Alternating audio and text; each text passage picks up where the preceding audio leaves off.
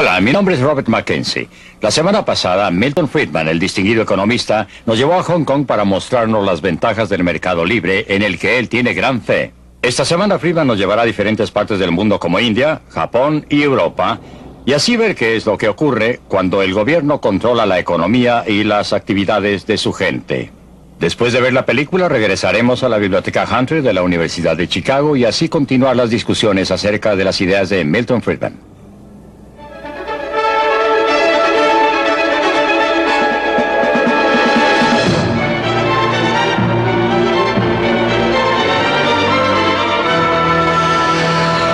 Libre para elegir.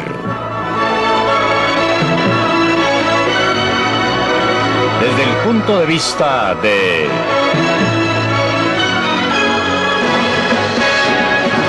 Milton Friedman.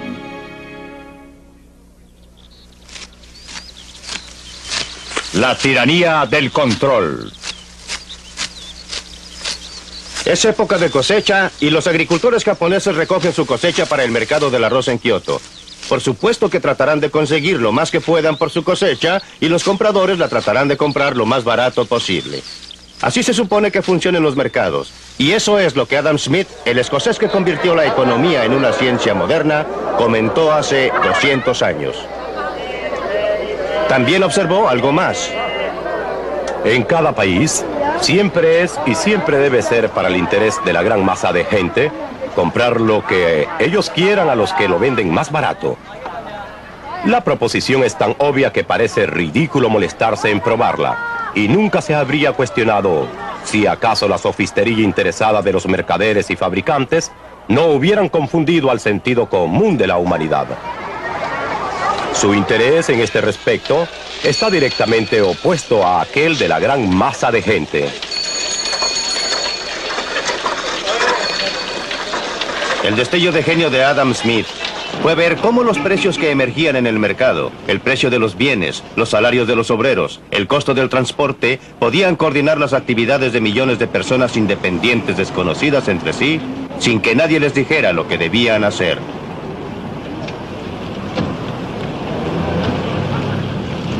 Su idea clave fue que el propio interés podía producir una sociedad ordenada que beneficiaba a todos. Era como si existiera una mano invisible. La mano invisible es una frase que fue introducida por Adam Smith en su gran libro La riqueza de las naciones, en el que él habló del modo en que individuos que solo pretendían desarrollar sus propios intereses fueron guiados por una mano invisible a promover el bienestar público, lo que no era su intención. Él hablaba del mercado económico, del mercado en que la gente compra y vende. Y estaba indicando que a fin de que un carnicero o un panadero o un fabricante de velas pueda obtener una renta, tiene que producir algo que alguien quiera comprar y por consiguiente, en el proceso de promover sus propios intereses y preocuparse de sus propias utilidades, terminó sirviendo los intereses de sus clientes. Cuando Adam Smith publicó La riqueza de las naciones, la Gran Bretaña era todavía en general un lugar rural y plácido, pero la revolución industrial ya estaba comenzando y el estándar de vida estaba comenzando a mejorar.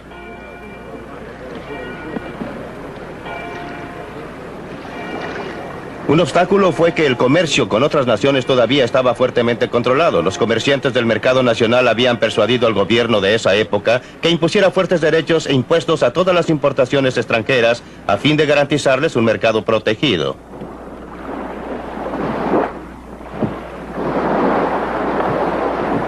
Uno de los resultados fue convertir a Gran Bretaña en una nación de violadores de la ley. El contrabando era un pasatiempo nacional.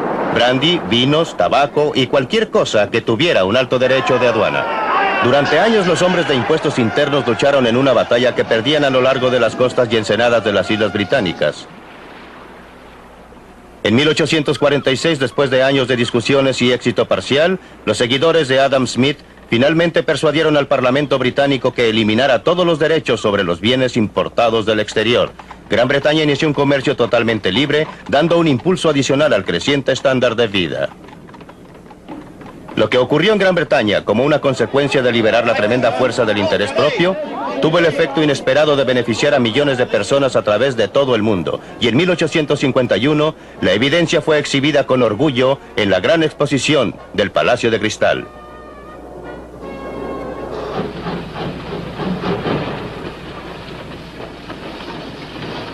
El libre comercio permitió a Gran Bretaña convertirse en el lugar de trabajo del mundo.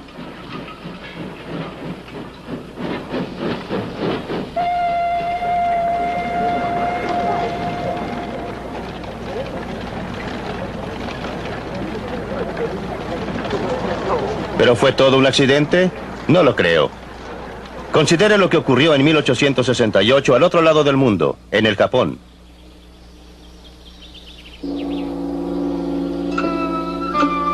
Durante los 300 años precedentes, los japoneses habían vivido en aislación casi completa. Habían desalentado a visitantes de otras nacionalidades, especialmente del occidente. El resultado fue que por los estándares de occidente, Japón estaba atrasado. Era una sociedad feudal con señores y siervos, y pobre del que tratara de cambiar el orden de las cosas.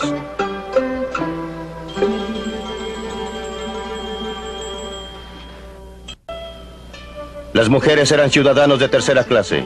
En 1868, una nueva generación de gobernantes decidió que había llegado el momento para que Japón se pusiera en contacto con el mundo exterior. Y con la llegada de los primeros comerciantes extranjeros de Occidente, las cosas comenzaron a cambiar. Los japoneses siguieron las pautas comerciales de los ingleses porque Gran Bretaña era la principal nación del mundo. En esta forma, el comercio libre llegó a Japón. El Japón se convirtió en un imán para las ideas y logros de otras personas. Una de las primeras industrias tradicionales que sintieron el efecto fue la del tejido. De Europa, los japoneses importaron el método Jacquard, una forma de programar un telar para controlar la exactitud del tejido y para estandarizar la producción. Los obreros se adaptaron bien a la nueva atmósfera, lo mismo que sus empleados.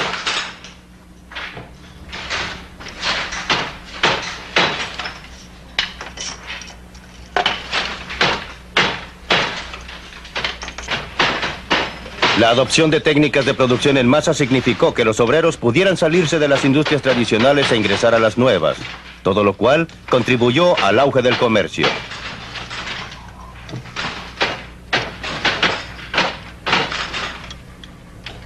Ninguno de nosotros puede evitar verse afectado por la atmósfera intelectual que respiramos. A mediados del siglo XIX, cuando el Japón terminó con su aislamiento autoimpuesto y entró a la edad moderna, nunca se le ocurrió a sus líderes seguir otro curso que aquel de la libre empresa y mercados libres. Esa era la atmósfera intelectual del momento, creada por el éxito de Gran Bretaña al aplicar los principios de Adam Smith. En 1948, cuando la India logró su independencia, sus líderes habían sido todos educados en Gran Bretaña. Se habían sentado a los pies de Harold Lasky y sus asociados en Oxford y Cambridge. Nunca se les ocurrió seguir cualquier otro curso que la planificación central y el control gubernamental. Era la atmósfera intelectual de la época.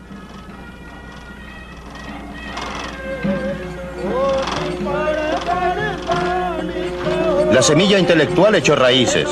A medida que crecía, debía ser honrada y aún adorada. Cada año, en el aniversario del nacimiento de Gandhi, la gente hace eso en toda la India. En homenaje al gran Mahatma, se sientan e hilan. Usan métodos que les han sido transferidos a través de los siglos. Pero es más que un símbolo de honrar al pasado. Tipifica la política que están siguiendo en realidad.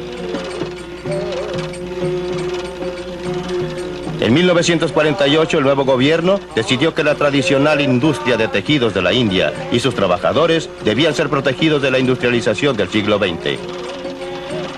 ¿Cuáles fueron las consecuencias de esa política? Esta es la India de hoy, 30 años después de ganar su independencia. Y estas son escenas en una comunidad hindú muy típica, una de miles. Se llama Anakaputur y está aproximadamente a unas 1000 millas al sur de la capital, Nueva Delhi.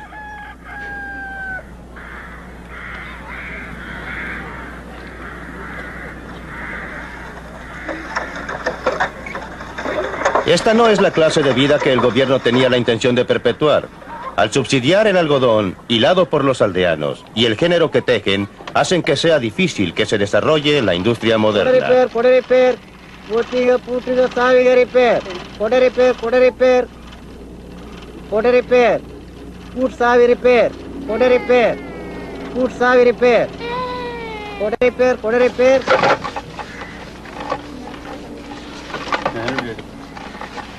Esto es la clasificación por tamaño.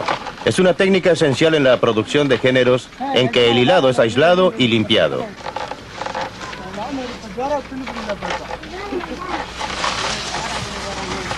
Una máquina moderna podría hacer lo mismo en 1/100º del tiempo. El resultado de la planificación gubernamental para modernizar la industria es que el número de telares manuales aproximadamente se duplicó en los primeros 30 años de la independencia de la India. Actualmente, en miles de aldeas a través de la India, el sonido de las manos puede escucharse desde temprano en la mañana hasta tarde en la noche. Solo en esta aldea hay más de 3.000 telares manuales en operación. Desde 1948, 3 generaciones de aldeanos se han sentado en estos telares fabricando telas con diseños que jamás verían, usando métodos que nunca cambian. No hay nada malo con esta actividad, siempre que sobrevivan a la prueba del mercado, ya que es la forma en que esta gente puede usar sus habilidades y energías con mayor eficiencia. Después de todo, en el Japón, donde el gobierno no ha estimulado especialmente la industria de telares manuales, aún existe un segmento muy pequeño, pero muy productivo, de telares manuales. El problema aquí es que esta industria solo existe porque el gobierno la ha subsidiado, la ha apoyado, porque en realidad ha aplicado impuestos directos e indirectos al resto de la población de la India.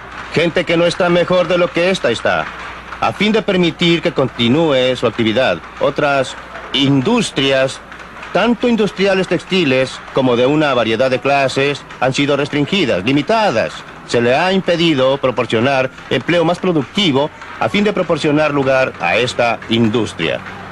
El efecto ha sido inhibir el desarrollo, impedir el crecimiento e impedir la actividad dinámica que en otra forma podría desarrollarse con las energías y habilidades del pueblo de la India.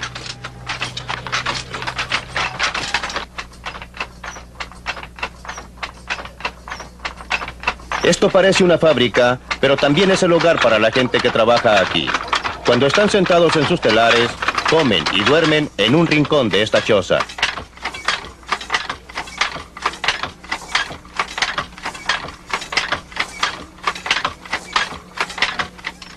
A través del mundo, los gobiernos siempre declaran que están mirando hacia el futuro.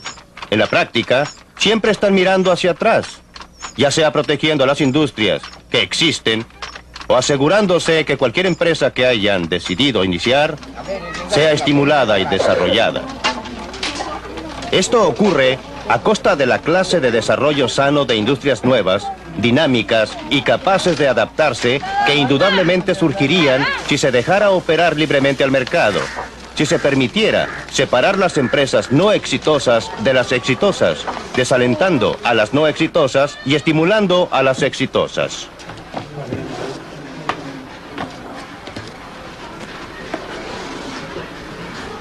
La India tiene un tremendo potencial económico y humano, tanto como Japón tuvo hace un siglo.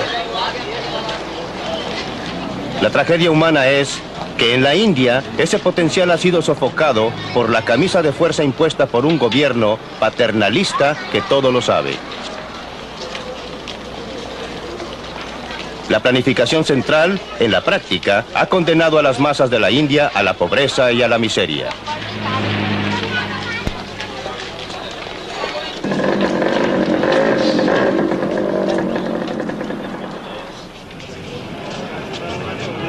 Sabemos lo que ha ocurrido en el Japón.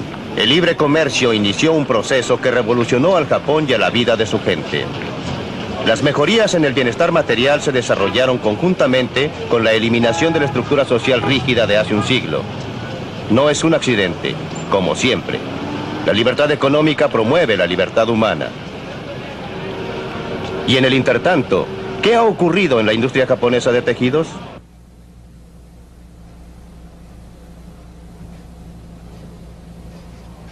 Así es como los textiles se originan en un galpón japonés de hilados hoy día. Un diseño del género es colocado en un tambor.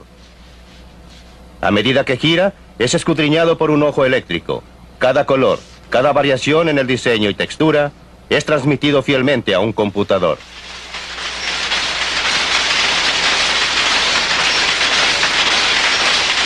Es todo lo que necesita un telar moderno del Japón.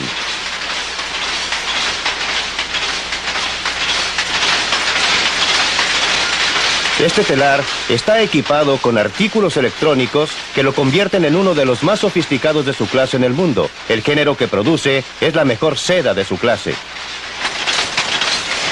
Gracias a la rapidez y eficiencia de estas máquinas, el precio de la seda es competitivo.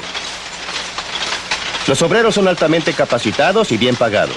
Con la nueva tecnología, hay muy pocas cosas que un telar como este no pueda producir. Esta pieza será el cinto de un traje de novia tradicional.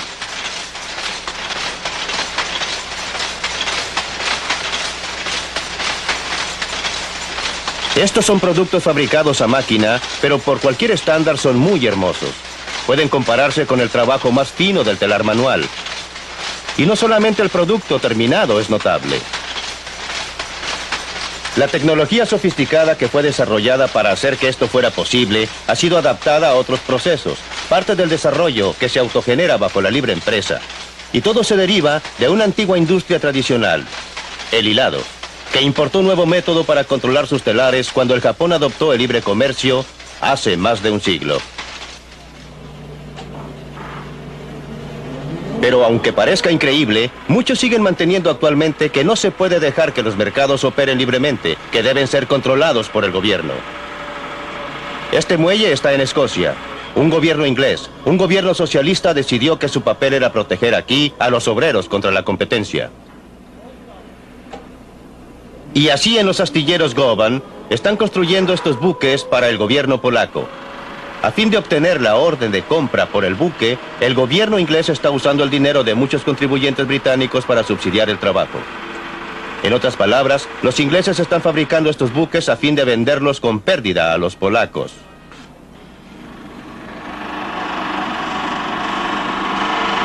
No solo los polacos, sino que también nosotros en América nos beneficiamos con esta clase de filantropía. La industria del acero en los Estados Unidos fabrica un producto fino. Otros países también lo hacen. Y su acero es a menudo más barato, a veces porque sus contribuyentes lo subsidian. Así pues, ¿por qué no podría el consumidor norteamericano comprar acero donde lo pueda obtener más barato, en casa o en el extranjero? La industria norteamericana del acero ha trabajado mucho tratando de persuadirnos que no nos conviene comprar en el mercado barato. Urgieron al gobierno a restringir lo que ellos llaman competencia desleal, aunque por supuesto que reconocen que esto involucra algunos peligros. El dilema de pedir ayuda a nuestro gobierno en este problema de competencia desleal nos preocupa a muchos porque la espada en realidad corta en ambos sentidos. Pero creemos que lo que hemos tratado de hacer es muy diferente a la clase de participación gubernamental directa que ocurre en muchas de las naciones extranjeras a través del mundo, donde los gobiernos proporcionan asistencia financiera directa, ya sea en forma de propiedad o préstamos o subsidios en alguna u otra forma. Lo que hemos tratado de hacer es simplemente obtener que nuestro gobierno haga valer las leyes de los Estados Unidos contra la competencia desleal que siempre ha estado presente en los libros de los Estados Unidos. Hacemos una clara distinción entre eso y, por ejemplo, los varios cientos de millones de dólares que el gobierno francés ha concedido a las industrias francesas del acero, o que British Steel Corporation haya recibido 1.3 billones para inversiones de capital este año. Por eso, mientras nos molesta tener que intervenir con nuestro gobierno en lo que tradicionalmente creemos son prerrogativas de la libre empresa, y lo único que estamos pidiendo es que el gobierno aplique las leyes promulgadas por nuestro Congreso. No estoy muy seguro que en realidad sea muy diferente de pedir a alguien que arreste a alguna persona que cometió un crimen. No creo que se nos pueda acusar de ser reaccionarios si denunciamos a alguien que estaba robando a la policía si fuera una violación de una de las leyes de los Estados Unidos. Creemos que estamos haciendo exactamente lo mismo cuando iniciamos acciones contra productores extranjeros quienes creemos que están violando las leyes de los Estados Unidos.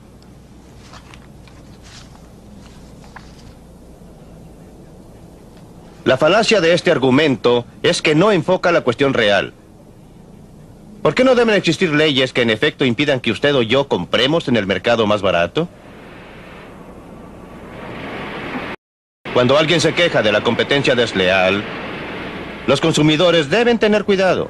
En realidad es pedir un privilegio especial, siempre a costa del consumidor. Lo que necesitamos en este país es la competencia libre.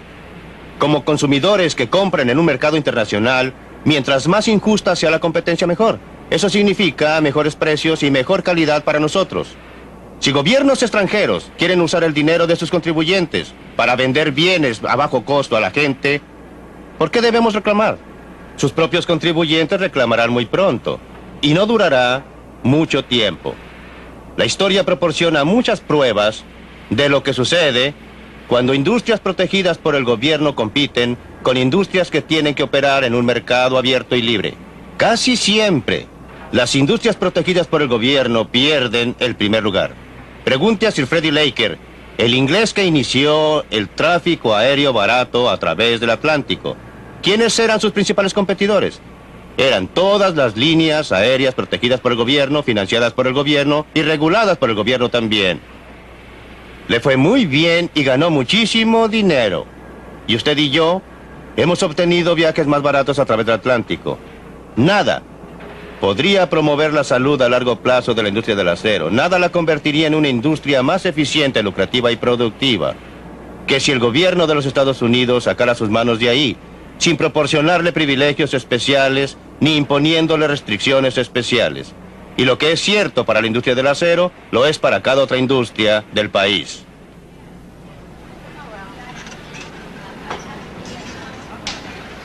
Estas mujeres trabajan en una industria que hasta ahora no ha solicitado protección especial, la industria del silicon chips. Cada uno de estos pequeños cuadrados en este disco es un microcircuito integrado altamente complicado. Un técnico norteamericano los examina para descubrir defectos. Es un trabajo altamente especializado y ella ha tenido mucha capacitación. Cuando haya ejecutado su labor, los ítems rechazados serán separados de los otros y los circuitos buenos serán embalados y enviados a Malasia, recorriendo la mitad del mundo. El producto de la habilidad tecnológica norteamericana regresa con este aspecto. Cada microcircuito ha sido encerrado en cerámica por un trabajador malayo que es altamente productivo en esta clase de trabajo. Pero los malayos no son capaces de probar sus productos, por eso vuelven aquí, a América, para ser alimentados a estas máquinas. Los ingenieros norteamericanos son buenos para producir máquinas sofisticadas. En una operación que dura una fracción de segundo, estas máquinas pueden probar cada circuito, lo pueden clasificar según su calidad y luego lo pueden dividir en una de 6 categorías diferentes de confiabilidad. La mano invisible de este mercado libre ha logrado maravillas tanto para las muchachas norteamericanas como para sus contrapartidas de Malasia. Y todavía no hemos llegado al final porque los silicon chips norteamericanos son exportados a muchos países donde obreros extranjeros los arman. El producto final es luego devuelto a muchas tiendas, de modo que usted y yo, los consumidores, podemos beneficiarnos con calculadoras de $10, como también con muchos otros dispositivos electrónicos que hasta hace poco simplemente no existían.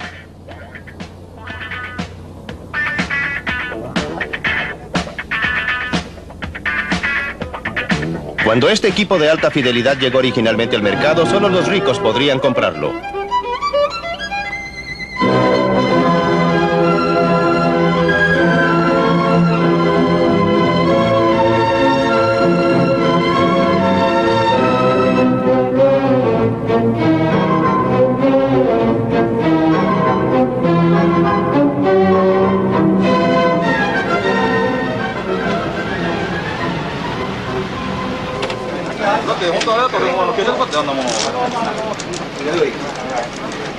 Pero aun cuando el mercado internacional del trabajo parece operar a beneficio de todos, la gente siempre alega contra él. El argumento usual contra el comercio libre total es que la mano de obra barata en el exterior quitará empleos a los trabajadores en casa. ¿Pero qué es barato? El obrero japonés es pagado en yens. El obrero norteamericano es pagado en dólares. ¿Cómo comparar el yen con el dólar? Necesitamos alguna forma de transformar a uno en el otro. Aquí es donde entra el tipo de cambio. El precio del yen en términos del dólar. Supongamos que a algún tipo de cambio los bienes japoneses son en general más baratos que los nuestros. Entonces estaremos comprando mucho más al Japón y vendiéndoles poco. ¿Pero qué harán los japoneses con los dólares extra que ganen? No quieren comprar mercaderías norteamericanas. Se supone que todas estas son caras. Quieren comprar mercaderías japonesas, pero para poder hacerlo necesitan yens. Llegarán llamadas de todas partes del mundo a lugares como este, ofreciendo comprar yens con dólares. Pero habrá más ofertas de comprar yens que de venderlos. A fin de tener clientes, aquellos que ofrecen comprar tendrán que elevar el precio. Subirá el precio del yen en términos de dólares. Como usted recuerda, eso ocurrió en 1977 y 1978. A fines de 1978 se requería un 50% más de dólares para comprar una cantidad de yens que un año antes. ¿Pero qué sucede? Cuando el precio de los yens sube en términos de los dólares. La mano de obra japonesa ya no es tan barata. Los bienes japoneses ya no son tan atractivos para los clientes americanos. Por otra parte, la mano de obra norteamericana ya no es tan cara para los japoneses. Las mercaderías norteamericanas son más atractivas para los japoneses. Les exportaremos más y les importaremos menos. Se crearán nuevos puestos en las industrias de exportación para reemplazar cualquier empleo que podrían haberse perdido en industrias que compiten con las importaciones. Así es como un mercado libre de cambios internacionales equilibra el comercio alrededor del mundo cuando se le permite operar.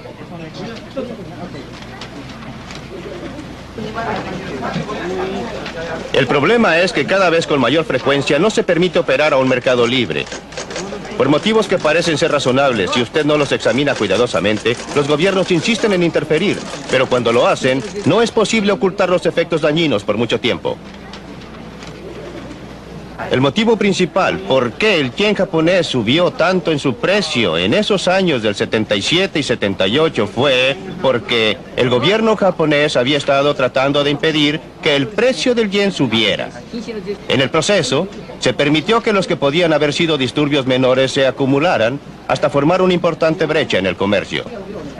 Como resultado, cuando finalmente se permitió operar a las fuerzas del mercado, lo que debe ocurrir más tarde o más temprano, se necesitó un cambio importante en el tipo de cambio del yen para que todo volviera a la normalidad. ¿Por qué no aprenden los gobiernos? Porque los gobiernos nunca aprenden, solo aprende la gente. Y la gente que aprende hoy día puede no ser la gente que estará a cargo de la política económica mañana. Cuando usted contemple esto, usted puede convenir conmigo que lo que necesitamos son restricciones constitucionales sobre el poder del gobierno para interferir en los mercados libres, en cambios internacionales, en comercio internacional, en muchos otros aspectos de nuestras vidas. Libre para elegir. Esta película me ha puesto nervioso. Existen consideraciones políticas, sociales y éticas que desgraciadamente no se reflejan en la filosofía económica expresada. Existe un sentimiento penetrante en esto de que el trabajador individual debe ser sacrificado para el bien general de toda la sociedad. Y yo no veo cómo se pueda sacrificar el bien general de los individuos para la sociedad, ya que la sociedad solo consiste en esos millones y millones de individuos agrupados. Y en ninguna parte se presta consideración alguna a los aspectos sociales y éticos de la fórmula de libre comercio que usted propicia. Obtengamos otros puntos de vista del grupo. ¿Cuál es su reacción, Dan Ransfield, como hombre de negocios, a la idea expresada por Milton Friedman de que Norteamérica debe comprar en los mercados más baratos, los bienes más baratos, sin protegerse contra estos? Juré que jamás trataría de defender a Milton Friedman y no lo haré. Pero déjeme comentar primero las observaciones de Dick. Me preocupa oír que se invoquen argumentos sociales y morales en un tema como este, porque me parece que la medida es lo que en realidad afecta al ser humano. Cada individuo debe preocuparse por la humanidad. Para un solo individuo que esté desempleado representa un 100% de desempleo. y eso lo reconocemos, yo lo reconozco. Pero el mundo real es, si usted, como lo hizo la película, fuera a la India y usted quiere ver las cosas que uno puede describir como inhumanas, como pobreza y problemas de seres humanos, ve que existen. Y la prueba debería ser qué resulta, qué proporcionará una circunstancia que será más que dinámica y más productiva en el mundo. Es verdad que a largo plazo estaríamos mejor con el comercio libre, estoy de acuerdo con Milton. Pero es el corto plazo el que importa, y es aquí donde existen problemas serios de ajuste. No hay duda de que los países en desarrollo necesitan acceso a mercados tales como los mercados norteamericanos. Y Norteamérica los necesita para exportar a fin de poder exportar más a los países en desarrollo. Las exportaciones norteamericanas a esos países aumentaron un 20% del total de exportaciones. Un 30% durante los últimos 10 años. Pero el ajuste es importante porque lo que está ocurriendo actualmente es que no un grupo cualquiera de obreros está siendo afectado por este comercio. Son los obreros norteamericanos con mayores desventajas y menos privilegios los que están siendo afectados. Y generalmente son mujeres, miembros de las minorías, que trabajan en vestuario y en la electrónica. Y creo que el ajuste consiste en acción tanto del país en desarrollo como del país desarrollado. Por ahora, consideremos el aspecto norteamericano. Por la parte norteamericana, los sindicatos y la industria deben dejar de discutir respecto a asuntos morales y deben organizarse. No puedo estar más de acuerdo con Helen. Creo que aquí está involucrado un problema muy válido de distribución de renta. Por cierto que la sociedad está mejor y los consumidores están mejor como resultado de importaciones más baratas y los apoyo, y aquí estoy totalmente de acuerdo con Milton. Pero si la incidencia del ajuste afecta a grupos desposeídos, entonces usted querría hacer algo al respecto, si esto realmente se convierte en un asunto ético. Pero la otra cosa que creo que Milton propone, con la cual estoy absolutamente en desacuerdo, es, suponga que los gobiernos extranjeros en realidad subsidien y promuevan activamente las exportaciones. Para usted, ¿se echaría usted para atrás simplemente y solo diría, vamos a estar mejor como resultado de esto? Yo no creo que esto considere el hecho de que todo el sistema internacional pueda quebrarse como resultado de lo que la gente considera como competencia desleal que emerge en economías pluralistas. Y creo que esto es lo que en realidad ustedes están comenzando a ver. Así pues, necesitamos algunas sanciones. Quiero decir, puedo recibir propiedad robada y estoy mejor. Por supuesto que estoy mejor. Pero si como resultado de esto estimulo el robo, creo que pocas personas estarían de acuerdo de que esto es algo de lo que uno en realidad querría preocuparse. Antes de dar la palabra a Friedman, ¿una reacción a los comentarios? Sí, en realidad para Don y para Helen. Don, usted eligió dejar de lado, o usted parece haber elegido dejar de lado las consideraciones sociales y éticas. Y en absoluto, lo que dije fue, hay que colocar el asunto en una balanza, que existen consideraciones sociales y éticas con y sin un mercado libre. Y la tendencia es que la gente solo invoque la moralidad por su parte y no reconozca que hay problemas de seres humanos en este mundo que van a suceder en cada caso. Y la medida o la prueba deben ser qué ocurre en realidad allá afuera y entonces estudiar esa cuestión. creo que debe usted también considerar el aspecto social de esta situación. El comentario de Helen, lo del desplazamiento. Ahora tengo una pregunta para Milton en este momento. ¿Cuánto tiempo asigna usted como horario para el desplazamiento de esta gente, de estos obreros?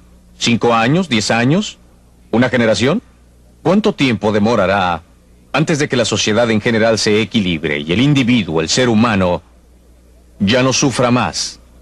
Déjeme considerar su última pregunta primero y luego pasar a su pregunta básica. Siempre he estado a favor de reducir gradualmente los aranceles a través de un periodo de 5 años. Una reducción de un 20% anual durante 5 años para darle tiempo a la gente a ajustarse. Ahora, con respecto a su asunto fundamental. Creí que había oído todas las objeciones imaginables a mis puntos de vista.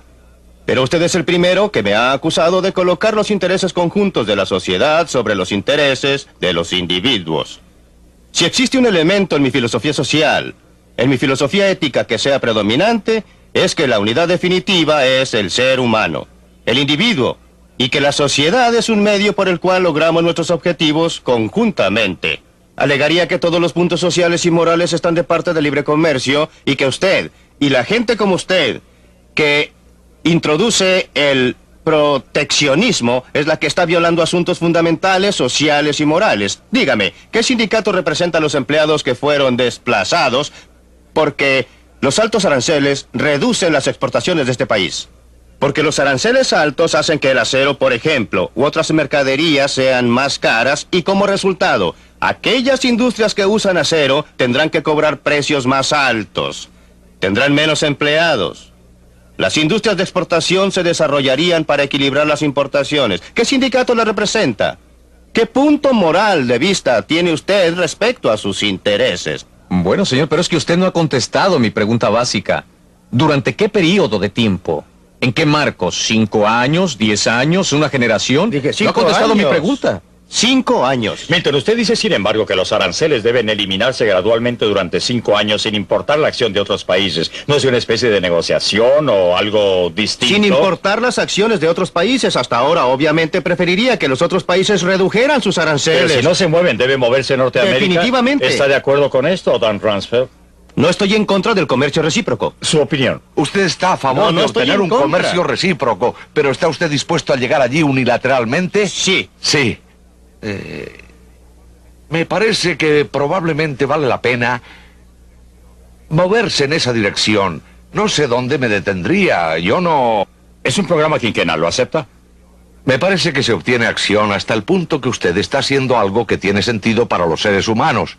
Presumiblemente eso podría ser persuasivo para otros. Presumiblemente existiría una secuencia lógica en que otros países comenzarían a notar que esto tiene un cierto grado de validez mundial. ¿Ocurrirá esto, Helen? Siempre que usted haga algo por los obreros desplazados en el país en que fueron desplazados, porque si usted no hace nada por ellos, si no adopta alguna acción que generalmente tiene que ser una acción gubernamental, habrá una reacción tan grande que estaremos de vuelta en los años 30 con la clase de cosas que ocurrieron debido al alto desempleo. Milton, aquí tiene un desafío directo. ¿Qué haría respecto a los trabajadores desplazados? ¿Dejaría que los desempleados fueran absorbidos por otros? Creo que usted tiene que separar y debe separar nítidamente lo que hacemos respecto a gente afligida. ¿Y cómo manejamos el sistema industrial? No creo que deba existir un programa especial para obreros desplazados. Lo que debe existir, y todas las sociedades lo tienen, es algún mecanismo voluntario gubernamental que ayude a la gente afligida. Tenemos otro programa de esta serie que trata exactamente de ese asunto en que me pronuncio, como usted sabe, a favor de un impuesto a la renta negativa como forma de hacerlo, pero creo que es un gran error tratar de relacionarlo directamente con los aranceles. Y el motivo es que mucha gente que está desplazada no tiene problemas. Muchos de ellos tienen buenas alternativas y algunos se benefician de ellas. Por supuesto que habrá algunos que estén afligidos, pero siempre hay gente en situación difícil por toda clase de motivos. En una sociedad dinámica, las demandas están creciendo allá, están creciendo acá. No existe mayor motivo, en mi opinión, para tener un programa especial para aquellos que son desplazados debido a cambios en la oferta y la demanda en el plano internacional que debido a los cambios en el plano nacional. Una reacción rápida. Disculpe, muy pero hay rápida. una cosa que no entiendo. ¿Por qué quiere usted volver a una situación que este país tenía en 1900? ¿Por qué quiere volver a la situación en que unos pocos controlan el destino económico de cada trabajador, hombre y mujer? Es exactamente lo contrario, señor Dixon. El mejor modo de limitar el control por parte de unos pocos es el comercio libre a nivel mundial. No existe medida alguna que haría más para evitar el desarrollo del monopolio privado, que un comercio libre completo sería mucho más efectivo que todos los juicios No, estoy en antimonopolios que se siguen desacuerdo en el mundo. total. Usted terminaría con una situación como en la película Rollerball, en que las corporaciones proyectaban sus esferas de influencia económica a través del mundo y controlaban todo. O sea que Usted todo vio- sería controlado por corporaciones. Usted vio... La vi toda, señor. Perdóneme, usted vio la película de Hong Kong, ¿no es así? Sí, sí, la vi. ¿Dónde están esas corporaciones ahí? Podríamos meternos a ese callejón y tener dificultades para salir. Movámonos a otro gran tema de la película. Es decir, que hablando en términos generales, los países del tercer mundo han cometido un error muy serio al convertirse en economías planificadas de comienzo a fin. Y para usar una frase en el caso de la India, la planificación central ha condenado a las masas de la India a la pobreza y a la miseria. Pues bien, ¿cuál es su reacción? Estoy parcialmente de acuerdo con Milton, pero no estoy de acuerdo con él en muchas cosas. Creo que es cierto que la mano invisible debería verse más en los países pobres que lo que sucede, y me gustaría que el puño de hierro desapareciera. Desgraciadamente, sucede lo contrario. Por otra parte, creo que no puede alegarse que el laissez-faire sea la respuesta, ni que sea una condición suficiente y necesaria para el desarrollo. Déjeme referirme a los ejemplos de Milton. Y ustedes saben, al Japón. El Japón es un ejemplo de primera clase, en realidad donde la mano visible es invisible para todos los que están fuera del Japón. Pero está escrito en la pared en caracteres grandes para los japoneses. El gobierno del Japón, justo desde la restauración importante, se ha interesado muy activamente en el desarrollo del país. Ha restaurado la tecnología y las importaciones. Aún hoy, el gobierno y las empresas tienen una fuerte relación simbiótica. Creo que es justamente... Altamente paternalista. Y la industria es altamente paternalista. No creo que sea un ejemplo válido de todo lo que pienso que era la injerencia del programa de Milton. Hagamos participar a Helen Hughes en este tema. Ha cometido un error desastroso el tercer mundo al adoptar casi unánimemente economías planificadas en vez del mercado libre. Bueno, en primer lugar, no ha adoptado casi unánimemente economías planificadas. En forma abrumadora. Ni siquiera en forma abrumadora. Quiero decir, la India es un gran país. Pero la mayoría de los países en desarrollo no están planificados centralmente. Tienen alguna clase de planificación. Y, en segundo lugar, algunos de los países que han tenido más éxito han tenido intervención gubernamental. Los mejores ejemplos son Taiwán, Corea, Brasil, Singapur y aún en Hong Kong, que a menudo es indicado como un ejemplo de falta de intervención gubernamental, aunque esto no es cierto. El gobierno de Hong Kong ha proporcionado la infraestructura, ha proporcionado los caminos, puertos y escuelas, y ha sido muy importante. Pero cuando vamos a un país como Malawi o Papua Nueva Guinea, la intervención gubernamental no puede faltar. No hay nada allí, no existen empresarios, y los empresarios norteamericanos no se interesan por lugares tan pequeños.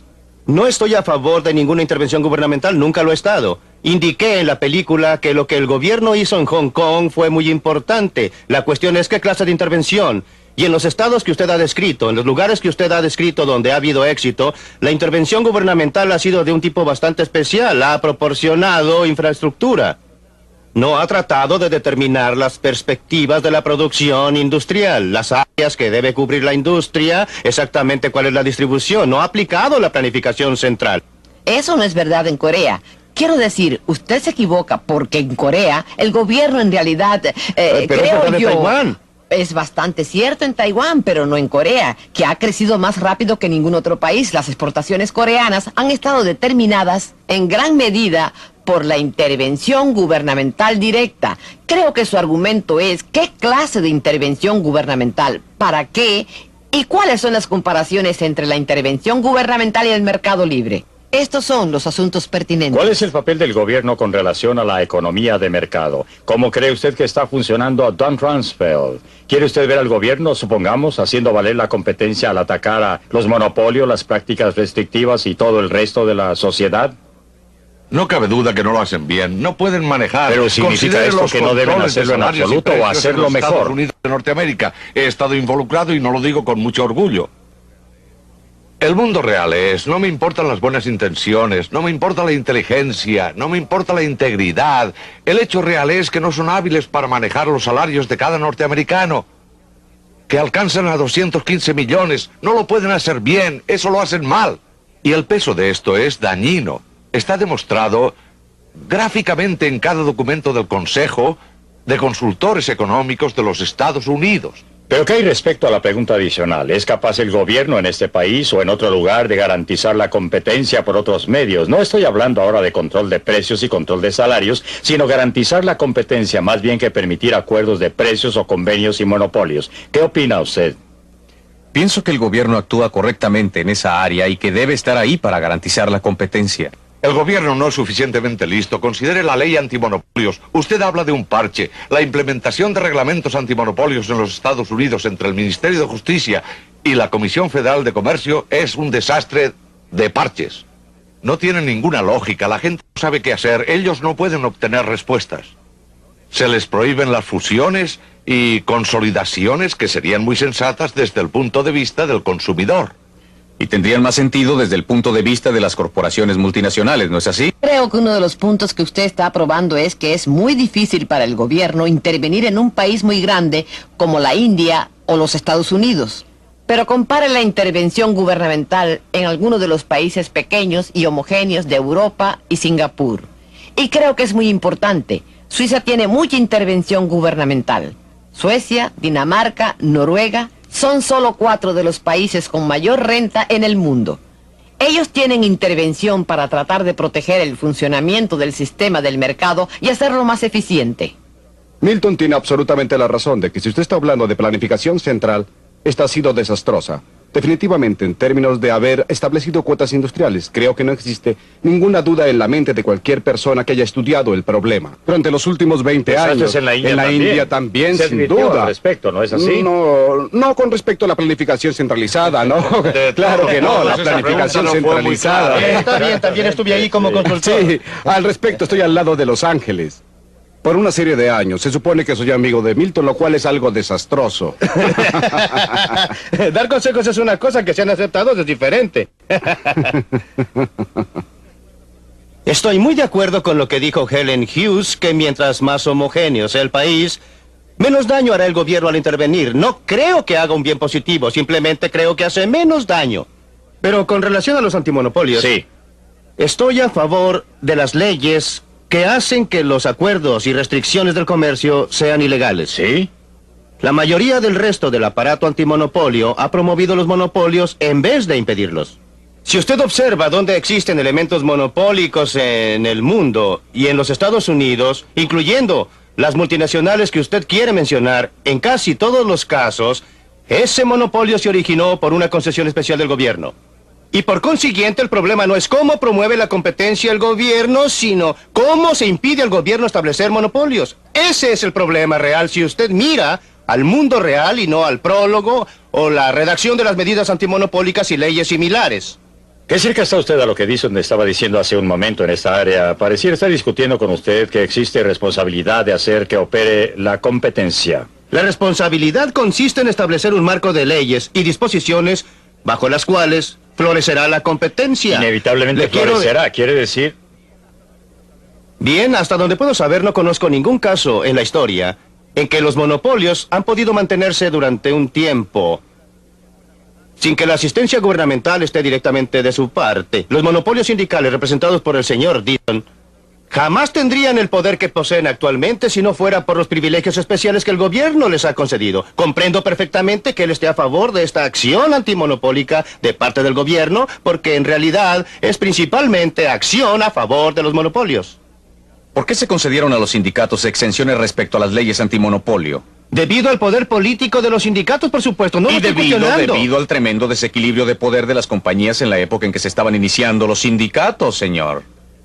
Hay una idea final cerca del término de su libreto que me gustaría considerar porque me pareció sumamente provocativa. Usted habló de la necesidad de restricciones constitucionales a los gobiernos para impedir que interfirieran en los mercados libres de cambios internacionales y en el comercio exterior. Pues bien, ¿qué tenía usted en mente, Milton, cuando dijo restricciones constitucionales? Yo lo que tengo en mente es si puedo persuadir al público, me gustaría que éste adoptara una enmienda constitucional estrictamente paralela a la prohibición constitucional del texto de la Constitución contra el gobierno central.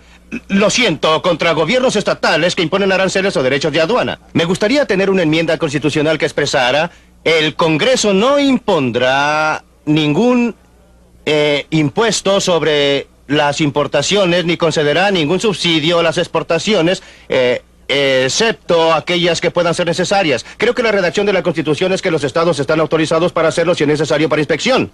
Esa es la excusa que usa California para inspeccionarlo cada vez que uno pasa en auto para ver si lleva cualquier planta, fruta o verdura. Milton, déjeme hacerle una pregunta. ¿Cuánto tiempo cree usted que sobrevivirían los Estados Unidos si promulgaran lo que usted quiere? Creo que los Estados Unidos prosperarían en una forma que es difícil de imaginar hoy día. Sería un ejemplo y guía para el resto del mundo. ¿Qué sentido tiene aquí cuando supuestamente somos los líderes del mundo? Somos los que promueven la libertad y la libre empresa y la iniciativa individual. ¿Y qué hacemos? Forzamos al débil y pequeño Hong Kong a imponer límites, restricciones a sus exportaciones bajo aranceles, a fin de proteger nuestros obreros textiles. Vamos al Japón y le decimos: por Dios, tienen que limitar el número de televisores que producen. En vez de hacerlo, deberíamos estar dando un ejemplo al mundo, y si damos al mundo un ejemplo similar al que dio la Gran Bretaña al mundo en el siglo XIX, sería tremendo. Tendría un impacto tremendo, fortalecería nuestra posición moral en el mundo, fortalecería nuestra posición ética en el mundo. En vez de dar dinero a los países subdesarrollados para producir productos que luego nos negamos a comprar y no les dejamos exportar a nosotros, estaríamos diciendo al resto del mundo: Si usted produce algo y si usted puede producir algo y tener un mercado aquí, venga, estaremos encantados de comprarlo y produciremos cosas que ustedes puedan comprar. Esa es la clase de esquema que me gustaría que los Estados Unidos establecieran. ¿Están de acuerdo sus socios con eso? Jamás. Es un... Jamás es una palabra larga, señor. Sí, tiene razón. Y usted debe saber Y uno distinguir nunca debe entre- decir jamás. No, los funcionarios de su sindicato no lo aceptarían. No estoy mis seguro socios respecto no, a sus mis socios tampoco lo aceptarían.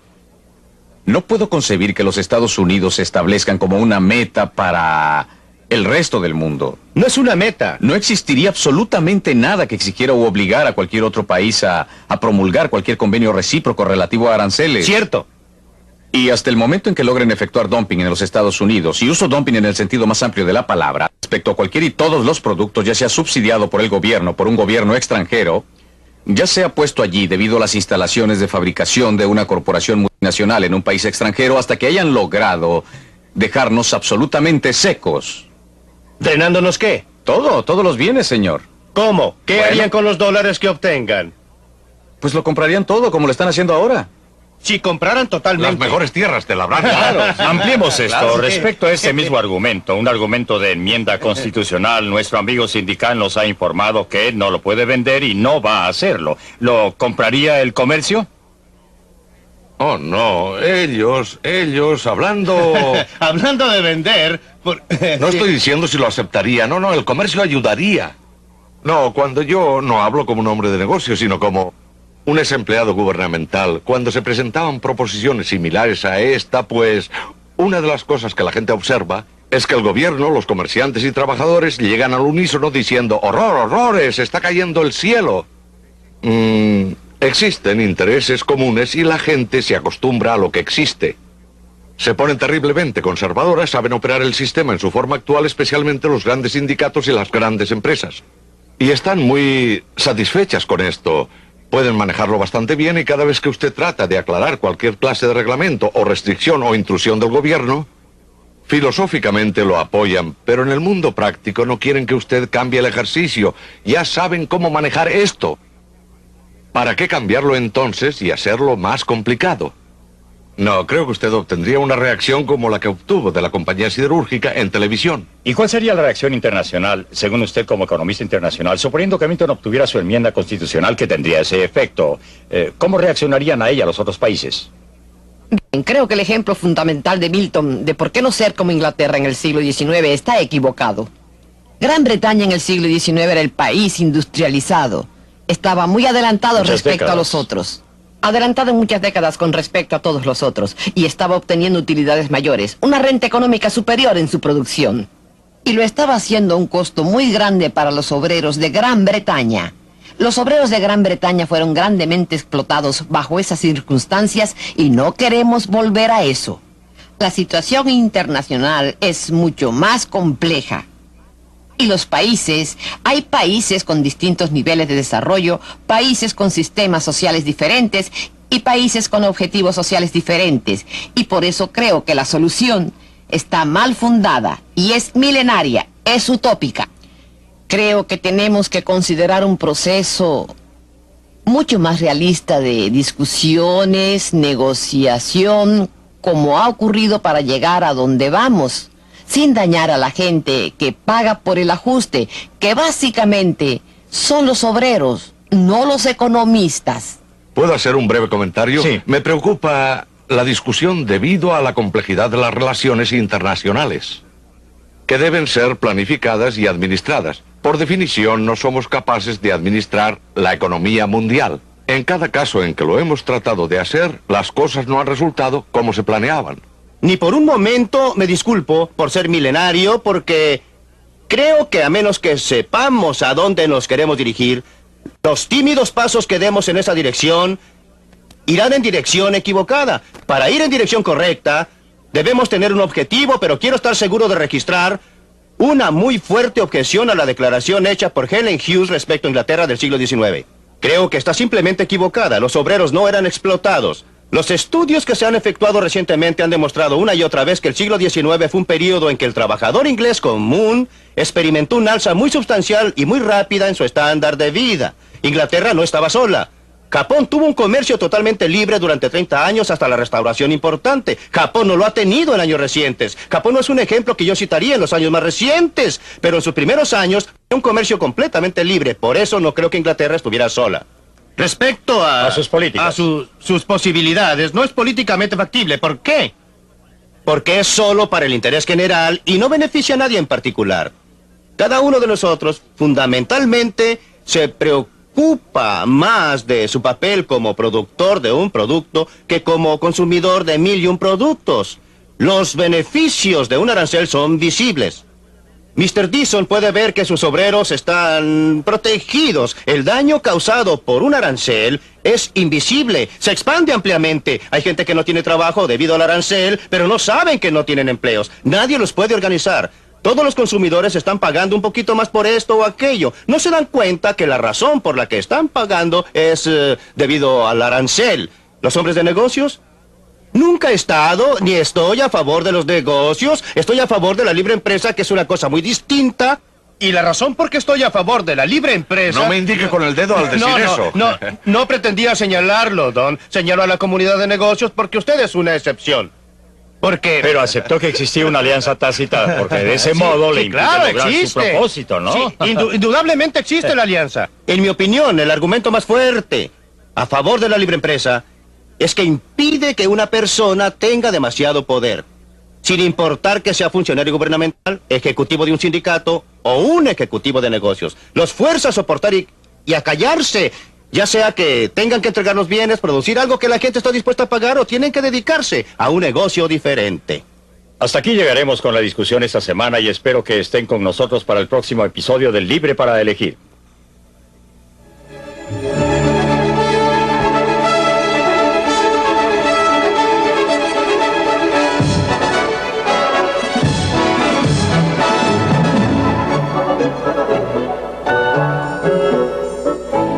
Hace 50 años la peor depresión económica cambió el curso de la historia.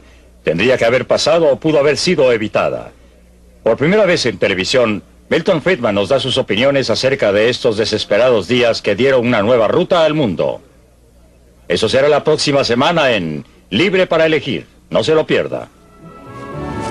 Libre para Elegir.